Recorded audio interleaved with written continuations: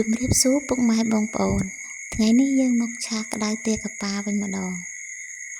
អញ្ចឹងថ្ងៃនេះដែរនឹងខ្ញុំមានទាកាប៉ាមួយក្បាលអញ្ចឹងដំបូងមុននឹងយើងឈានដល់ការស្លឆាក្តៅទាកាប៉ាយើងត្រូវកាប់សាច់ទាកាប៉ាជាកង់ជាមុនសិនអញ្ចឹងបន្ទាប់ពីយើងកាប់សាច់ទាកាប៉ារួច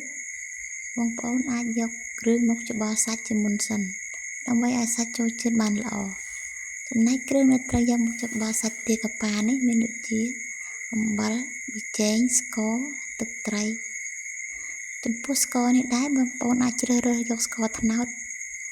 ប្រសើរជាងព្រោះស្ករត្នោតធ្វើឲ្យសម្លមានរសជាតិឆ្ងាញ់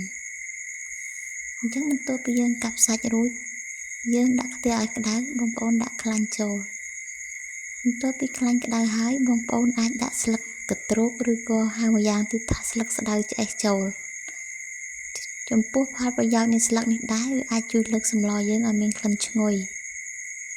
អញ្ចឹងយើងអាចកូរច្របល់ស្លឹកកទ្រូកឲ្យឡើងស្រគាំបន្ទាប់មកបងប្អូនអាចដាក់រំដេងដែលយើងបានហាន់ជាចំណិតស្ដើងចូលចំពោះរំដេងនេះដែរនឹងខ្ញុំហាន់ជាចំណិតស្ដើងខ្លះនិងទុកខ្លះទៀតបុកជាមួយនឹងគ្រឿងផ្សេងទៀតអញ្ចឹងបន្ទាប់ពីយើងកូររំដេងនិងស្លឹក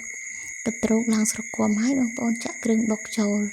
តែគ្រឿងបុករបស់យើងមានរំដេងស្លឹកគ្រៃរមៀតជាដើមអញ្ចឹងយើងរំលីងគ្រឿងលុះត្រាតែគ្រឿងឈ្ងុយកាលណាបងប្អូនឃើញថាគ្រឿងឈ្ងុយល្អហើយយើងចាក់សាច់ទាកាប៉ាចូលបងប្អូនរំងាស់សាច់ទារហូតទាល់ទៅទាដាច់ទឹកល្អ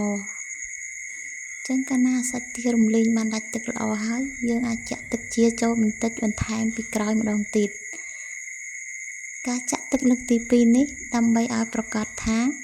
សាច់ទារបស់យើងឆ្អិនល្អហើយនឹងផុយល្អ